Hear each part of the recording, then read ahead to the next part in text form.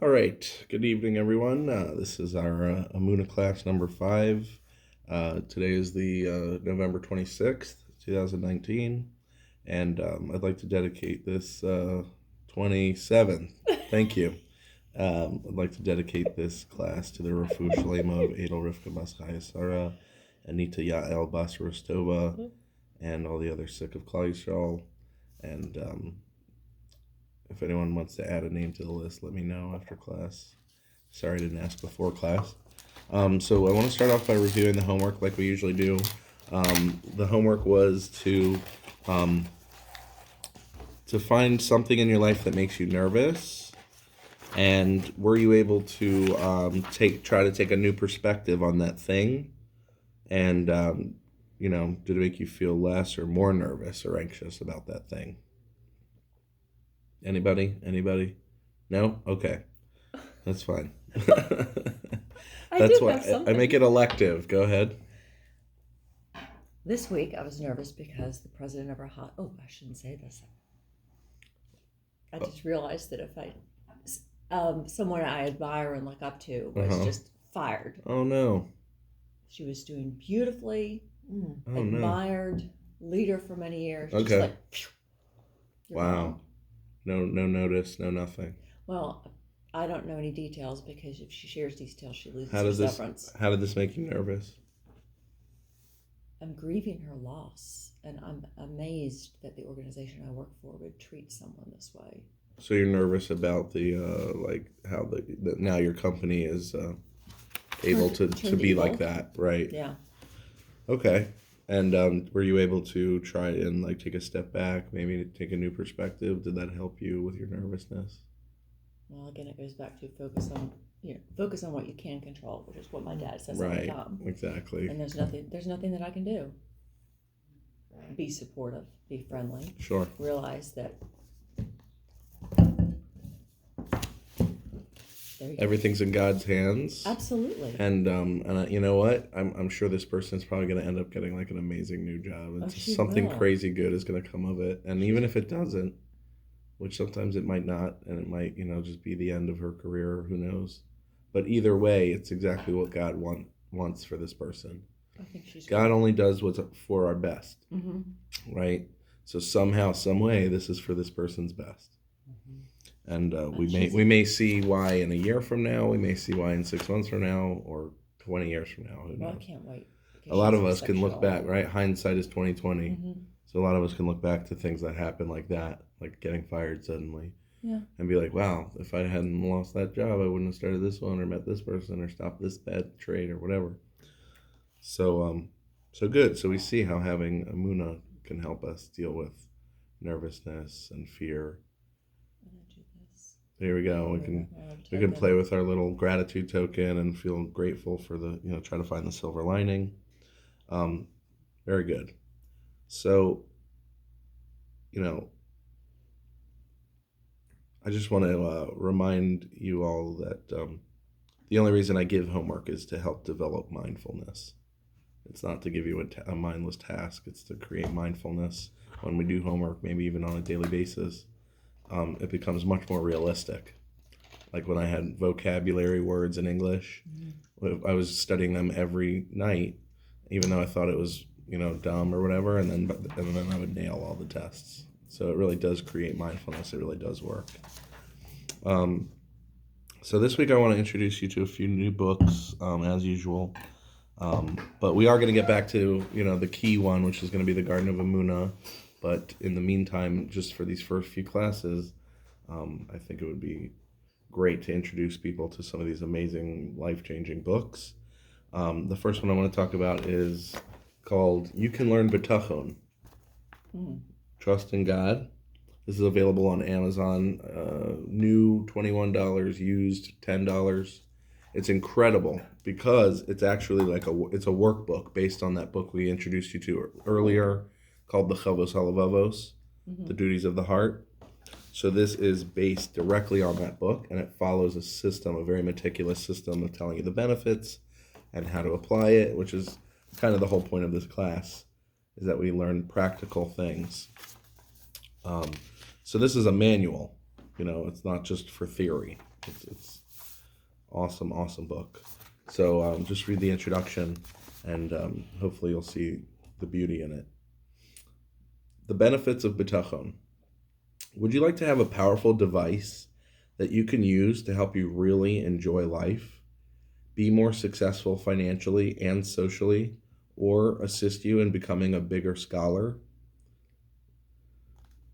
one who fears God? There is such a device, and it is called bitachon, or trust in God. That seems to be a very tall claim. However, as you will see, one of the beautiful aspects of the Chavos Halavavos is that it is a very practical and down-to-earth study. The author presents very understandable and compelling logic that bitachon will make you more successful. If you adopt the system he describes, you will yourself observe the results of using bitachon.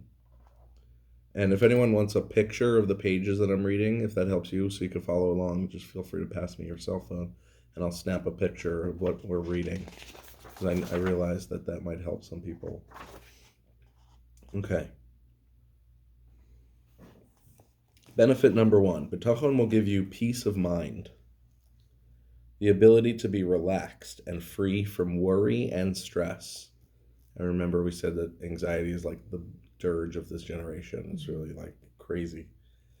Would you like to have the ability to be relaxed and at ease even though you don't know where your mortgage payment is going to come from or how you're going to manage to buy a new refrigerator when yours has just broken down? Or perhaps someone in the family is, God forbid, seriously ill and you would like to remain composed and tranquil in spite of that? At times a person very much desires something, such as a young man or woman hoping to find an appropriate mate. It could be someone applying for a job who's very anxious to be accepted for the one opening available. If one masters the art of bitachon, he will be able to remain feeling calm and secure despite all these events that usually cause a person tension and anxiety. The ability to remove worry actually has beneficial effects on everything in our lives. If a person has something on his mind that is troubling him, it's difficult to enjoy many things that he would otherwise have enjoyed. Picture a person having a very pleasant time with his children on vacation or at a festive event such as a wedding. If there's something on his mind troubling him at that time, it diminishes the entire pleasure. However, if one learns the skills of bitachon, the worry can be removed and he can enjoy all the pleasures of life. Benefit number 2. One needn't choose an occupation that is dangerous or requires too much sacrifice. Knowing the principles of bitachon will also assist us in avoiding unnecessary difficulties and expenses. Remember we learned about in the Chavos Halavavos, we talked about the alchemist and all the negative effects of being an alchemist. So this is all connected, obviously, because this book is based on that. Knowing the principles of bitachon will also assist us in avoiding unnecessary difficulties and expenses. In the introduction, Rabbeinu Bachya brings the following story. One of the righteous people called Perushim, who practiced the art of bitachon, departed to a distant land to do business because in the city in which he lived, it was difficult for him to make a living. When he arrived there, he encountered an idol worshiper. The Parush explained to the idol worshiper how blind he was in expecting idols to be able to help him in any way. The idolater countered, "Tell me about the one whom you worship." The Parush said, "I worship the one who is all-powerful, who supports all living things, etc. There is nobody like the God that I worship." The idol worshiper retorted, "Your actions contradict your words. If your God is so all-powerful, couldn't he provide for you in your own city as readily as he can over here?" The Parush thought it over and admitted that reasoning was correct. He then packed his bags to return to his own city, which he never left in search of a livelihood ever after. From this we see a demonstration of the principle that the Creator has the ability to provide for a person in any situation or place in which the person happens to be, and that one has to take that into account when choosing an occupation. Therefore, a person does not have to relocate to a distant place to make a living. Along the same line of reasoning, a person does not have to subject himself to dangerous occupations like ice fishermen, or to one that is unusually difficult and physically taxing. Benefit number 3, learn to cope with frustration. Have you ever seen people eat themselves up because of a loss that could have been prevented? Perhaps somebody purchased an appliance and then realized that it wasn't made well, and before long it broke and there was no guarantee or warranty. Perhaps you have seen a person who invested in a particular stock, and just after he invested, it plummeted right out of the market. Or he sold something to somebody on credit and the person went bankrupt. In situations like these, people have extreme aggravation, frequently to the point of harming their health. In many situations in which a person is frustrated because of an unsuccessful undertaking, the pain of the frustration magnifies the actual loss many times over. If one learns to apply the principles of bitachon, he will find an easy way to avoid the subsequent aggravation, anxiety, and frustrations that come with these kinds of situations. Actually, if we will go even a step further, a person will learn to accept with happiness any fortune that befalls him. Let's take time here for a demonstration. A person should understand that Hashem controls everything, and that Hashem is more interested in the person's welfare and happiness than the person himself is. These are some of the rules that we are going to be practicing later on. The Chavos Halavavos gives us the example of the mother who is taking care of her baby. The mother desires that the baby should eat well, be clean, healthy, and happy. When the mother tries to change the baby's diaper, the 6-month-old resists, kicks, twists, and cries. He doesn't enjoy or agree with what's happening to him, and he tries to prevent his mother from changing his diaper or bathing him.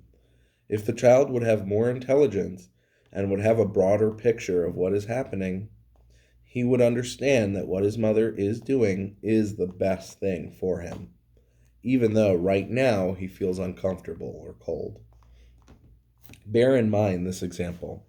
If you are going through a difficult situation in life and you wish it wasn't so, picture God, HaKadosh Baruch Hu, the Holy One, as the loving mother doing what is best for you and being more concerned with your pain than you yourself are.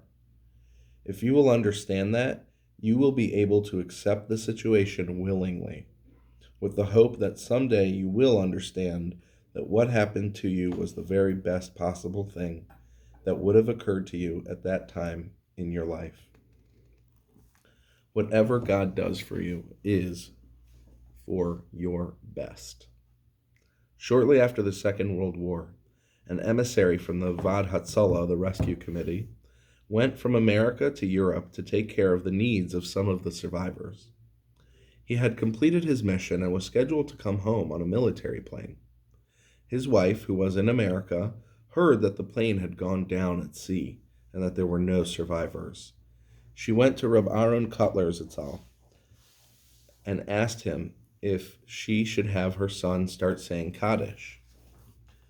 Reb Aaron said that he couldn't understand how it could be that a shliach mitzvah, a messenger on a mission of a mitzvah to do a good deed, such as that, could have died en route. It bothered him. He said, that doesn't make sense.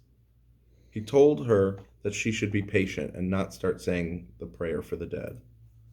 Several hours later, she received a communication from Europe that her husband was still alive.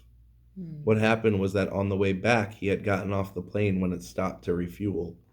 He had a yahrzeit to celebrate that day and went to pray with a minyan, a quorum of 10 people. A yahrzeit is for, prayer for the dead deceased. It's a memorial, right, exactly. And so he went off to go find a quorum to daven with so he could say Kaddish. By the time he returned, the plane had already departed. Now let's picture what went on in his mind when he came to the airport and learned that he had missed his plane. Here he was traveling on a mission that was such an important mitzvah. And on top of that, he had gone to find a minyan, a quorum of 10 men, to be able to say the Kaddish prayer in honor of his deceased parent, which is another mitzvah, another good deed. And the result of all this was frustration and aggravation. He was going to be delayed. He would have to find accommodations in a foreign place until the next flight departed. People in America would be expecting him. There was probably much difficulty in finding another flight in those disturbed times. There are 2 ways he could have reacted to the situation. If he was not familiar with the principles of bitachon, of trust in God, he would have filled himself with aggravation and felt miserable. If he was a person who practiced bitachon, he would have understood that God knows what's best, and therefore, in this situation, it was the best thing for him to miss that plane. And in the story that we have here, it wasn't too long before he found out that it was the best thing for him not to be able to get on that plane that shortly afterwards went down at sea. This system of developing a positive attitude to frustration can be learned from the chapter in Tehillim, Psalms 131, quote, "Did I not compare myself to an infant who is nursing from his mother?" Thus, we see that King David describes his trust in God. Whatever occurred to him, whether it be pleasant or bitter, it was as if he were an infant and his loving mother was doing it for him. So we'll stop there, but I think we're definitely going to have to continue some of this in this class because of how practical this book really is. Just flat out describing the benefits, and then later on describing exactly how to achieve those things and things that we can do to achieve mindfulness. Any comments before we continue? Any input? It's pretty straightforward, right? Trust in God, have foresight. It's not what happens, but how we react. That's the underlying message, the repeating message. To continually remind yourself of. Right. To continually remind yourself that everything is happening for your ultimate benefit. I think that's really an interesting conversation I had with somebody this week. It was actually about, they're like, there's so much going on in the world. Mm-hmm. It's hard. This person was telling me it's hard to believe that God is that involved in the minutia of my life. Maybe he's involved in the big picture things, but my stub toe or my speeding ticket or my, the little things, mm-hmm. he that was hard to wrap his head around, and I said, well, you're thinking about your limited human capacity. You're thinking that, me, myself, I can handle, 30 things at a time. I can keep this many things, maybe 5 things at any given moment, in the fore of my mind, and then I have my reminders, and I have the things that are coming down the pipe and things, but there's only so much we can juggle as humans. We're very limited. So he's thinking things in a limited way that he couldn't possibly think to manage, the evening meal of 9 billion people or whatever we're up to now, right? So that's the crazy thing, that God is intimately involved in the minutia of our lives, and that's a really key thing to understand. Sometimes we're like, yeah, okay, God's involved in our lives, but surely, like we said last week or 2 weeks ago, that the student of Reb Nachman, he was missing a button on his coat. And Reb Nachman was like, well, did you ask God for a new button? This is in Russia in the 1800s where there was, and he was like, no, why would I bother God for such a small thing? He's like, are you kidding me? God wants to hear about everything. He created that. He let you lose that button so that you would talk to him and ask him for help. So every little thing that you're lacking in your life, every little thing that you're struggling with, every little knee pain, my toe hurts, my gout is acting up, my this, my that. That's all from God. But it's not a convenient thing. It's not a convenient truth. And that's why I think there's so much work on covering up that kind of truth nowadays. It seems because it's an inconvenient thought that God is that intimately involved in my life, because that leads to me not being able to just do whatever I want whenever I want and not feel bad about it. I can't live a hedonistic lifestyle of eat, drink, and be merry, for tomorrow we die, which is the opposite, complete antithesis of Emunah, of faith in God.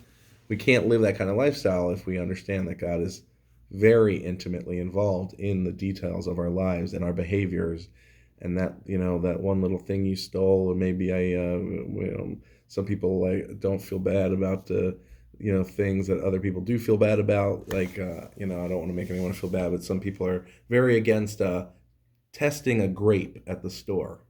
When you go shopping, all these bushels of grapes, and you've been burned before. You got a bitter bushel one time. So now you take, right, so you take one little grape, maybe try to wash it or whatever, and you eat it right then and there, just to make sure that this is a good, sweet bushel. And, some people, that's stealing. And other people are like, it's not stealing. I'm just kind of, kicking the tires before I buy, kind of thing. And I'm pretty sure that if they were to go ask the manager would say, yeah, sure, try a grape. It's no big deal. Or the manager might say, no, I'm sorry, I can't allow that technically. Maybe you shouldn't have asked me. Maybe he'll make whatever it is. The fact of the matter is that when you live a life of Emunah, God is involved in those little things, and he's paying attention to all those little tiny things, and they come up more often than not. Little things, maybe I scratched somebody's car with my door the other day and I didn't leave a note because it was such a small, scratch. Come on. That's for the person to decide maybe. Mm-hmm. Maybe I should have left a note and said, yeah, this was mine right here. Put the note right on the mark that you made. But whatever it is, we don't want to do those things because they lead to, inconveniences, and maybe the person's going to be mean about it and claim that I scratched the entire door and won't just be looking to get, some work or some money. The fact is that it's an inconvenient truth, and that's why I believe that faith is under attack nowadays. It's completely under attack. Everywhere you look, God is being asked to leave the situation, take him out of the schools, take him out of the Pledge of Allegiance, take him out of the government, take him out of everything, and we see what's happening from that.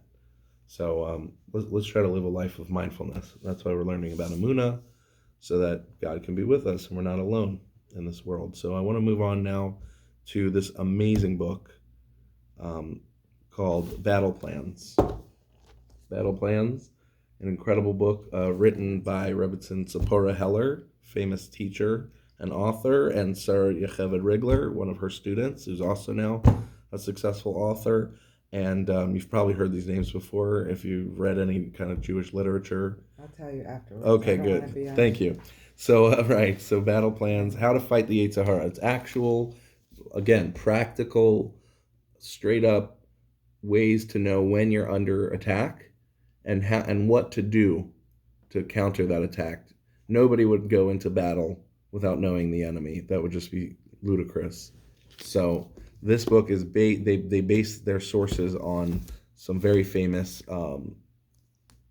Kabbalists and masters of Hasidus and different kinds of teachings from the past, and so including the Maharal, the Ramchal, and Rabbi Nachman. So we'll just read the introduction here. It says, the Eighth Sahara's secret code. Defeating the enemy requires more than superior strength and strategy. For example, everyone knows the military strategy by which Israel won the Six-Day War. Israeli fighter jets flying below the tracking altitude of Egyptian radar attacked and destroyed Egypt's entire air force on the ground in the first hour of the war. Few people know that Egypt could have totally avoided defeat had one bungling sergeant known how to decode an incoming message. A lot of people don't know this. That morning, Egyptian intelligence at a radar station in northern Jordan did indeed pick up the scrambling Israeli aircraft. They sent a red alert message to the bunker of the Egyptian Supreme Command in Cairo. At that point, Egypt would have had enough time to get its planes off the ground and into the air and thus save them. But the sergeant on duty in the decoding room attempted to decipher the red alert using the previous day's code. His failure to properly decode the message led to catastrophe for Egypt. Army intelligence is as important to the Israeli Defense Forces as its elite combat units.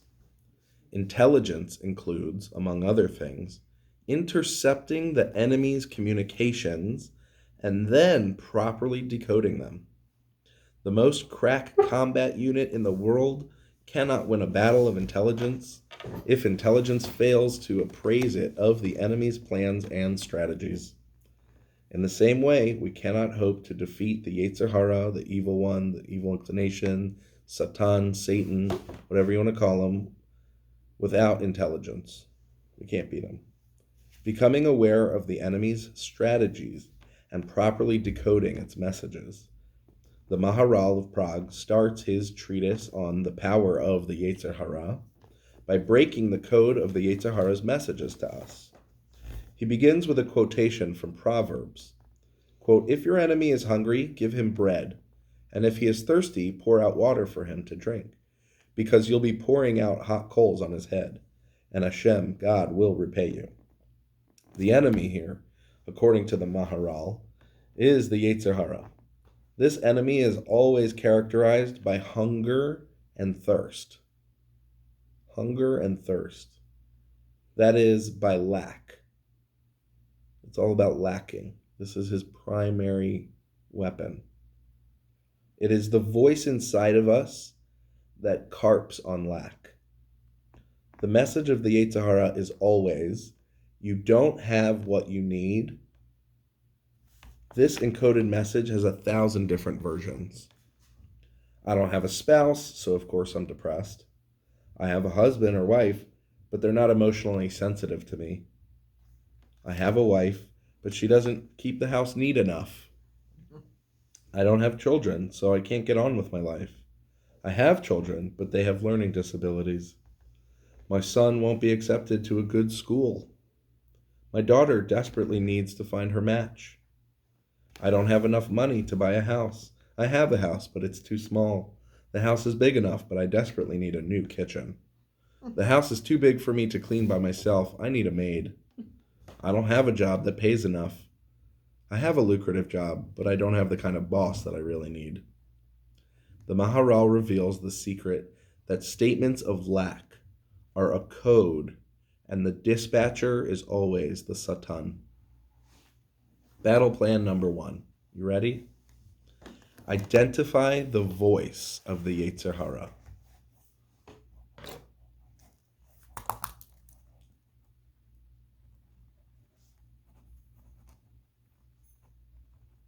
Identify the voice of the Eighth Sahara, the Satan. Whenever you hear your inner voice complaining about what you lack, go on high alert, red alert, and assume battle positions. You are under attack of the Satan. This does not mean that you can't have legitimate wants to get married, to have children, to own a home, to work at a good job. In fact, most of the blessings of the Shemona Esrei, the standing prayer that we say 3 times a day, are requests. Most of them are requests for healing, livelihood, redemption, etc. These blessings must be accompanied by genuine yearning. Learn to yearn. You cross the line and start working for the enemy. However, when you heed the Yetzir's, the Satan's commands instead of God's. For example, if you find yourself complaining about or leveling hurtful criticisms at your spouse, or speaking slander, lashon hara, about your children, boss, or co-workers, you have fallen into the hands of the enemy.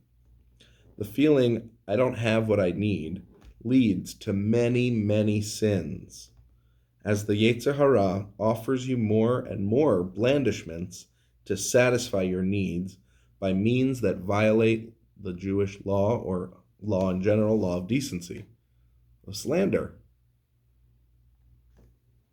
Once you've cracked the code and you are aware, that's the end of battle plan number 1, by the way.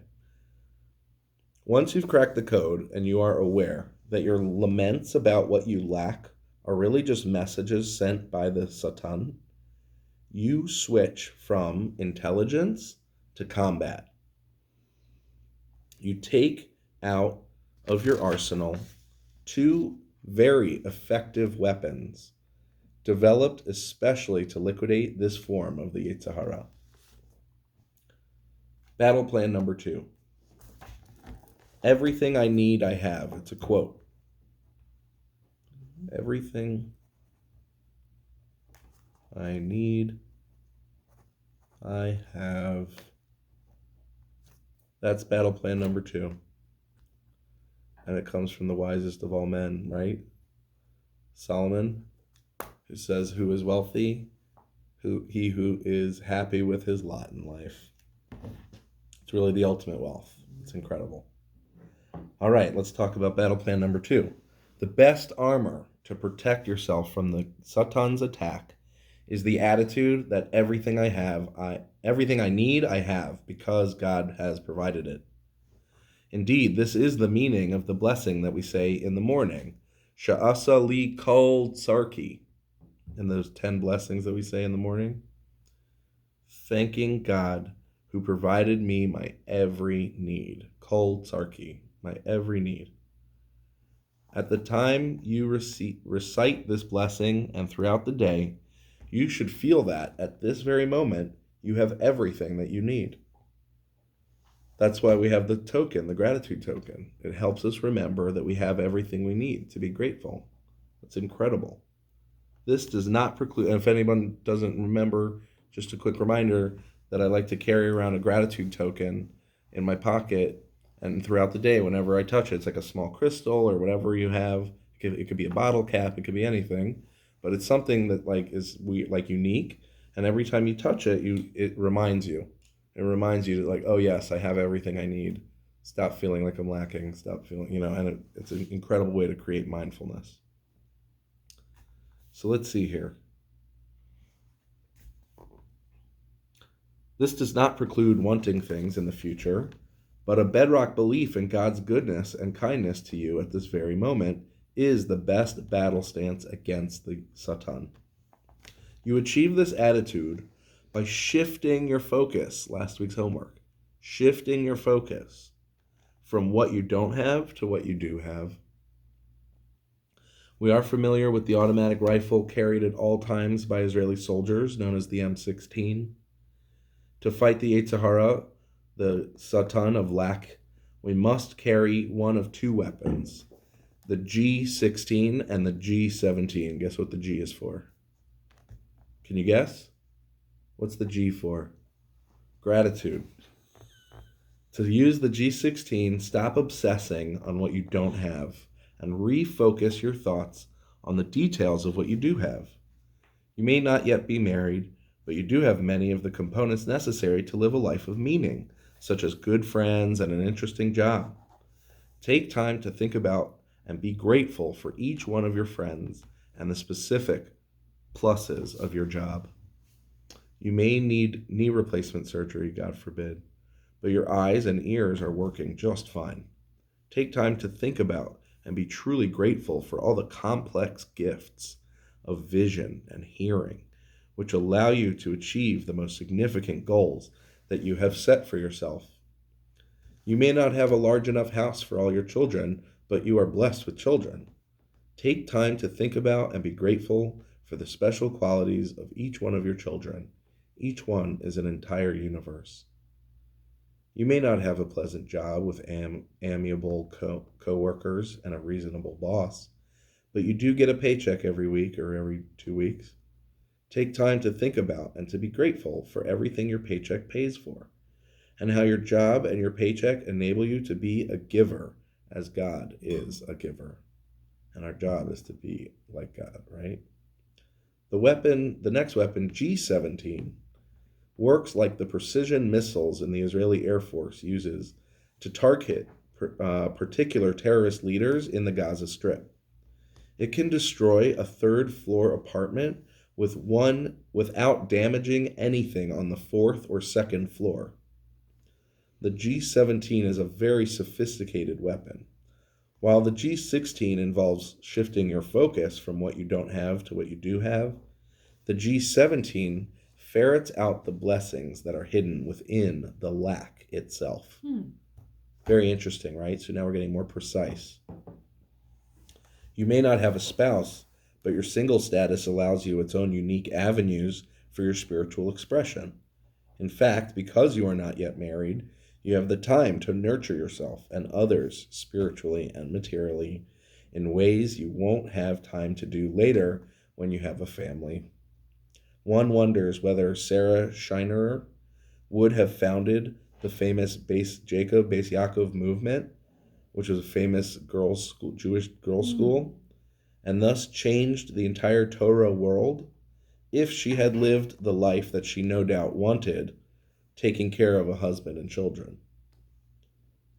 Look at what may not have come about if she had had those obligations.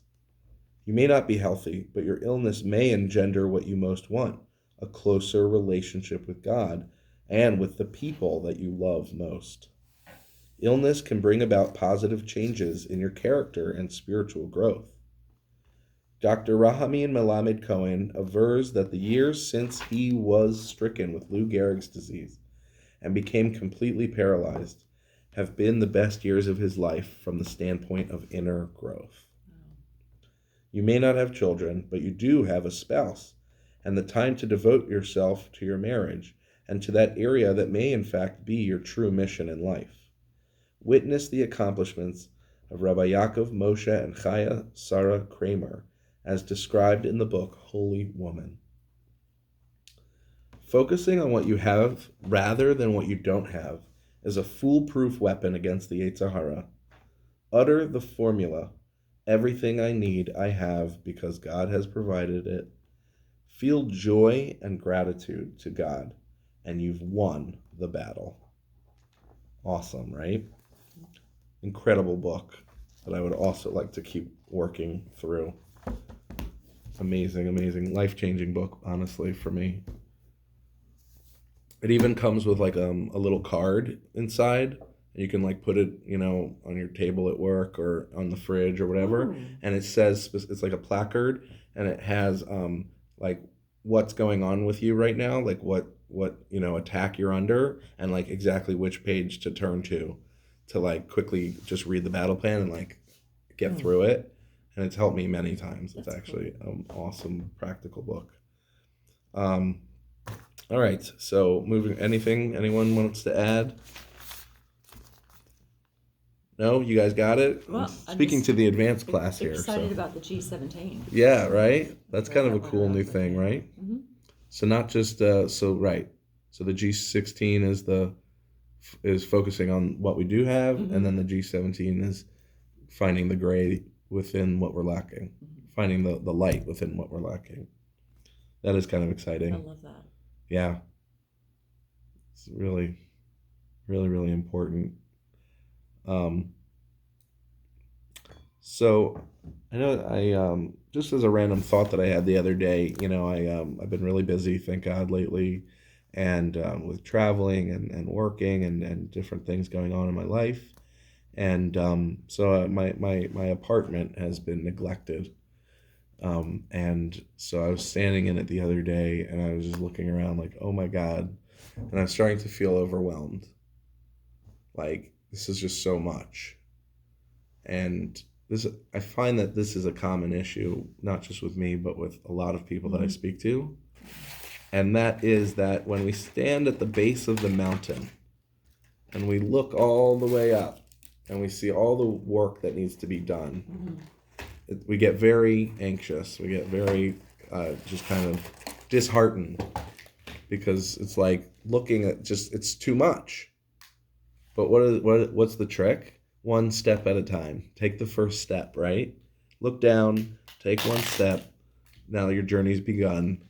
And so what I did, I just looked down, and I just picked up a blanket from the couch, and I just like folded it and found a place for it. And right then and there, it was like this magical feeling Like all the stress melted away, and I got the ball rolling, and then I just picked up something else and folded it and found a place for it. Something else, and boom, boom, boom. And then my apartment got nice and clean, and it just happened. Like it just rolled. You know, two hours later, I looked around. I was like, whoa, I can't believe that happened. Yeah. So I just wanted to share that with you guys because I see that is really an important thing to remember. We hear it all the time, right? Baby steps, but we don't always consider that how to apply it in every single aspect of our lives. Maybe, at least I don't. So one piece is all that it takes to get rolling, right? Inertia is our greatest enemy. What's the hardest thing to do to a car engine? Start it. The starting. Everyone knows the starting is like the hardest thing on the engine, but once it's going, momentum, inertia takes over, and it's just rolling. So now I want to move on to another book by Rabbi Sholem Arush, Arush, called The Garden of Healing. The Garden of Healing, an incredible book. Obviously it's in the Garden of Emunah series, and it's just a natural development that once we start working on Emunah and Bitachon, everything starts falling into place, including our mental, spiritual, emotional, and physical health. So this book is a very necessary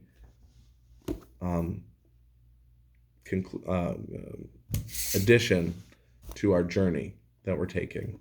And I really would love to read this. Especially, I'm going to jump ahead just a little because I read something with my mother the other day, and it really, really struck me as being very relevant to today. Chapter 8, page 285. A person's soul is the most sensitive component of his whole makeup. It's literally the most sensitive thing you have. The most sensitive piece of equipment you have is your soul. Since it's the major determiner of his quality of life, it requires the most investment and thought regarding how to fix and improve it. This is why you have to surround yourself with growth-oriented people. You have to. King David, author of Psalms. What do you think he wrote this Psalms, right? It's like this incredible book of just going through every emotion and every tragedy and still connecting to God and always being able to find God. And you're supposed to read it and find your own specific psalm that really talks to you and connects to you. What do you think the very first thing he says in Tehillim Aleph, in Psalm number 1? The very first thing he says, Moshav Leitzim. Be very careful who you surround yourself with, who you sit with. Leitzim, scoffers, mockers, people who want to mock you and your efforts and your connections to God, and it's just, making fun of you, you have to just cut out all the fat from your inner circle and start surrounding yourself with important. It's literally the first thing he says is Moshav Leitzim, like start trimming the fat. And that's what I had to do when I was a young man, and I was ready to start getting a little more serious about life, and I would try to talk to my friends at these parties that I would go to about things with a little more meaning and substance, and they would just be making fun of me and laughing and just calling me, and it's kind of like, I call it the Family Guy generation that we're living in now. It's this show that just literally mocks everything, like South Park. Also, there's a lot of shows out there now that are teaching people to just mock everything, that nothing is holy. Nothing is holy. Everything's on the table, and mocks people who take themselves seriously. I don't take myself too seriously, but there has to be things that you stand by, that you don't take as a joke. There has to, right? Absolutely. So let's continue, and let's remember that this is what we just said about, since it's the major determiner of the quality of life, your soul, it requires the most investment and thought regarding how to fix and improve it. This is particularly true since there are many aspects of emotional illness that are much more difficult to address than physical illness, as we will explain. This really is the meat of the book. First, not everyone suffers from physical illness. However, almost every person in the world suffers from a certain degree of emotional illness that is tangible and affects the quality of his life. Anger, jealousy, worries, fears, anxieties, and stress are actually emotional illnesses that most of the population suffer from. An emotionally healthy person feels good about life, is happy, optimistic, and feels secure and content. In reality, people are used to living with mental anguish and do not realize that they can actually be in a state of constant happiness and contentment. This phenomenon testifies as to the depth of the exile and the darkness in which we find ourselves, the main exile being the exile of the soul. The modern world is characterized by emotional weakness and its associated diseases. In the past, there were indeed life-threatening situations, but people lived with a spirit of vitality. They enjoyed life, and they looked forward to living each day. Today, however, the most tranquil and comfortable life is really no life at all, because people lack basic joy and contentment in their lives, and they really have little will to live. This is the biggest problem we face today in these final days of our exile. Weak souls that are filled with constant pain. Weak souls that are filled with constant pain. Think about the news and the politics. A lot of weak souls filled with constant pain. One of the main causes of the great pain that people's souls feel today is the growing gap between a person's expectations and the reality of the situation. That is, between what he imagines he can achieve in life and what he is able to achieve in practice. The media and advertisements contribute greatly to this phenomenon by showing us all sorts of perfect actors who serve as role models, people who are beautiful, rich, talented, and famous, and by using beautiful scenery and makeup enhanced by background music, they seem to have reached the pinnacle of happiness. In practice, one who buys into this illusion doesn't even achieve a fraction of this imaginary happiness. Even those few who externally may appear to have attained this fantasy, those who are defined as the beautiful, rich, talented, and famous, and who are able to do every possible fun thing, in reality, they feel more than anyone else deep emptiness and pain in their lives, because internally they lack any real fulfillment or joy or purpose in their life, I may add. Here's the highlighted part. For no real satisfaction or happiness can ever be achieved through superficial pleasure. And it's only through working on one's character and filling his soul with spiritual content that true happiness can be achieved. Your soul is a part of infinity. It is a part of the infinite, God. Therefore, it can never be satisfied with anything physical. It can only be satisfied with spiritual pursuits and growth. And everyone focuses nowadays so much on physical hydration, but we are completely lacking in spiritual hydration. And remember, your spirit is the most sensitive piece of equipment you have. So it's a real tragedy to not be hydrating it. Thoughts? Powerful stuff. Mm-hmm. Really powerful stuff. Important things that need to be talked about. So we have a couple minutes left, and I do want to introduce you to one more book, which is called Rabbi Avigdor Miller on Emunah and Bitachon.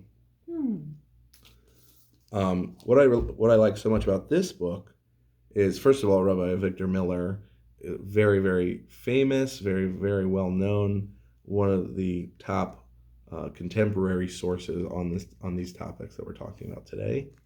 And what I really like about the book is that it's done in question and answer format, which is really cool because it makes you feel like you're talking to the rabbi himself, a very wise man. So, so we're just going to read the introduction as usual, and hopefully you'll be, maybe this will tickle your fancy. Maybe you'll buy this book. The word emunah is used widely and generally to mean faith in God and or the tenets of Judaism. Rabbi Miller begins with these definitions, particularly the former, but in this section of questions and answers deepens them. As Rabbi Miller explains, Bitachon, trust in God, is a branch of emunah. What that means will also be elaborated upon. However, he already expressed the basic ideas in his book, Sing You Righteous. Bitachon is the awareness that God alone controls everything. In his books, Rabbi Miller frequently uses the term true knowledge to refer to emunah and its branches. For instance, from the book Sing You Righteous, the end goal of man's existence is to make the best out of himself. And the best of all accomplishments is the achievement of the true knowledge. If this you have, you lack nothing. If this you lack, you have nothing. Which is a quote from the Talmud, I believe, Nadarim. The greatest form of true knowledge is the awareness of God. This is the goal of mankind, and this is the perfection that includes all greatness of mind and character. Rabbi Miller also emphasizes that true knowledge is not mere abstract intellectual knowledge. The first lesson of true knowledge is the real sensation that we stand always in the presence of God.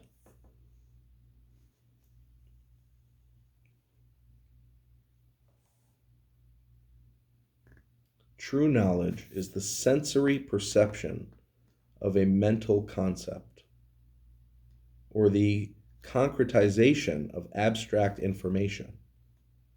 When the mother warns the child against touching fire and describes the pain of a burned finger, the child believes his mother's words with perfect faith, emunah.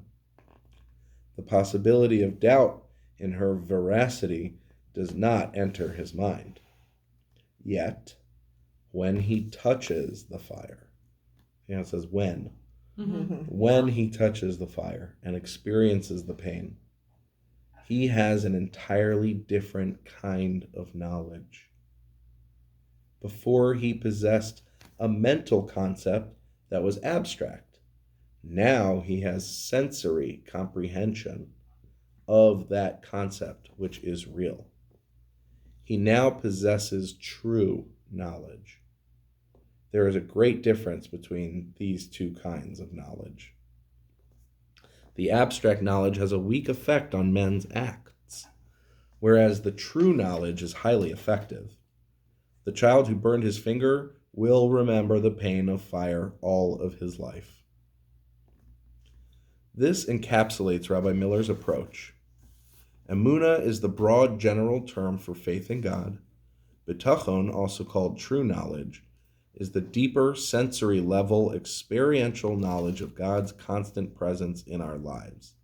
And if you remember from our earlier classes, that's exactly what I said, that Emunah is in here, and Bitachon actually lowers your blood pressure, lowers your anxiety levels. It has a physical effect on you because you actually feel that relaxation of trusting that you're going to be okay, the bill's going to get paid, whatever's meant to be will be, and it's all for our benefit. There's no chance, there's no happenstance, nothing. There's no coincidence. It's all exactly the way it should be, and it's all for our best. So the first question here is, what is Emunah B'tachon? What's the difference between the words? Answer, Emunah fundamentally means loyalty, steadfastness, to have conviction, to know that these great principles, i.e. belief in God, the tenets of Judaism, that you profess actually are true, to feel them as much as possible according to the circumstance. Obviously, not everyone is immediately capable of true emunah. Sometimes a person must battle plans, against his environment or against the spirit of the times, like atheism, or even against his own nature, until he can finally attain a degree of emunah. But when we talk about emunah, we mean conviction. You must feel as if you're standing in the presence of Hashem, of God. That is number one. Now, let us say that somebody embarked on a course of emunah and is fully convinced of the truth of whatever is related in the Torah. This person is not yet a ma'amin, a believer. A believer. To be a ma'amin, someone with emunah, he has to have something that is even more fundamental than emunah, and that is bitachon. Bitachon, trusting, means that everything is in the hands of God. More than that, it means believing that whatever he does for the good, which is a quote straight out of the Talmud in Brachos. Bitachon is not only trust that God will give you what you want. Bitachon means, fundamentally, the understanding that God is doing what is right and just. We say that 3 times a day as well. Tzaddik Hashem b'chol dorachav. Say it in Ashrei, which is from Tehillim. Righteous is God in all his ways, not in 99% of his ways. All his ways, even the sucky stuff. Bitachon is a branch of believing in God, of emunah. But this is not merely in the sense of ani ma'amin be'emunah shlema, I believe with a perfect faith, ... which is the first of Maimonides on his 13 principles of faith. So it's not merely the sense of that in the Creator who made the world, who conducts the affairs of the world. Bitachon means a riper understanding that God is in control of every detail of the history of the world and the history of every unique person's life. Whatever happens to us is planned by God, sometimes in order to reward, and sometimes in order to punish, or to remind us to improve our ways. But whatever is being done for a kindly and beneficial purpose. This is the meaning of bitachon. Disasters in life harbor a great opportunity. The disaster itself does not mean anything. It's how people react to it that matters. When people understand that despite the bitterness of the experience, God's ways are righteousness and kindliness. Tzaddik Hashem b'chol dorachav. They are gaining an immense reward. The disaster turns out to be the greatest success for them. Of course, a person should not wait for disasters to strike. While he is enjoying relative success and happiness in this world, he also has to train his mind to appreciate that this is solely the result of God's kindliness. It's God's system of doing things in the most propitious, benevolent manner. Therefore, it's possible to have bitachon in the midst of success and great happiness. However, greater than the success itself is the success of bitachon. Besides the great benefits bitachon gives a person, including the calmness of mind needed to be a success at whatever he wants to accomplish in life, bitachon is a mitzvah in itself, a good deed. Based on Maimonides, he says that in his Shari Tshuva, a book he wrote. And one of the greatest accomplishments to fulfill the mitzvah of bitachon is to know that whatever happens is being done by God for a kindly purpose. You may not know what the purpose is. It may take years to discover. It might be necessary to go to the next world before you discover what happened. But someday you will realize the truth of this principle, that God does everything only for benevolent purposes. Awesome. I can't tell you how much I used to believe that in the fact, I used to say it all the time, that God has a sick sense of humor. Mm-hmm. Maybe you've heard people say that. Mm-hmm. It seems like he has a sick sense of humor. Because like the worst possible thing that could have happened at this moment is exactly what happened. You know, and people are just like, wow. But that is a real tragedy.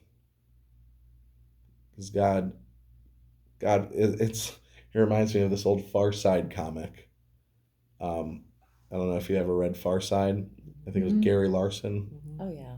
And he had this one, he used to love comics about God. And, used to drive religious people crazy because he would like depict God. And, but one of them is God standing over this like command center. And there's like the smite button, the giant button that says smite. And on the screen is, one of Gary Larson's characters. And there's a piano above his head attached to a rope. And God's just like about to hit that smite button. And people really think that. Mm-hmm. It's kind of scary, that people really think that God is just looking, just to like mess with people and that he's just screwing with you. And that's why, unfortunately, a lot of people, when they go through these tragedies and these hardships, mm-hmm. they just completely give up on God because they think that God is doing it for cruel purposes and that he took away everything they worked so hard for. And I mean, it's hard to deal with tragedy. It really is genuinely hard. But that is the whole thing of free will that God gave us. He gave us, this whole system of like nature and tragedies to see what we will do with our free will. Will we choose to say, okay, somehow this is for the good, or this is just like there's no way there's a God because there's like children dying in cancer wards, mm-hmm. and like no just God would allow such a thing. Like that's the risk that God took by developing free will, because he knew that we can either digest what's happening the right way or the wrong way. We can digest, and that's a risk that he was willing to take, mm-hmm. because of the immense reward and success that you get by growing in your Emunah Bitachon and therefore building your soul. And like we said, is the ultimate purpose of this life is to build and nurture and grow the soul and to hydrate the soul. So this week's homework, if you shall choose, is to continue in your gratitude journals. If you've started it, very good. If not, what are you waiting for?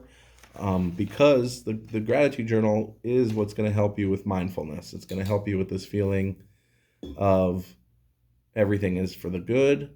It's going to be that G16. It's that weapon of gratitude.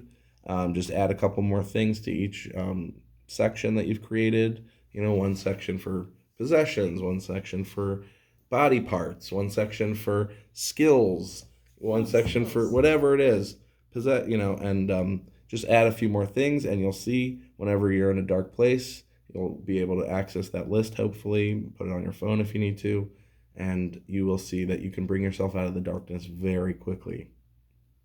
right? That darkness that overtakes us sometimes 30 times a day. You have to restart, and that's okay. A righteous man falls 7 times and gets up. It's the famous teaching. Sometimes it's much more than 7 times, but the point is to teach us that, just when you get knocked down, you get up again, and you have to be master returners. So please, please, please continue with your gratitude journals. And I wish everybody an amazing week, and thank you so much for coming.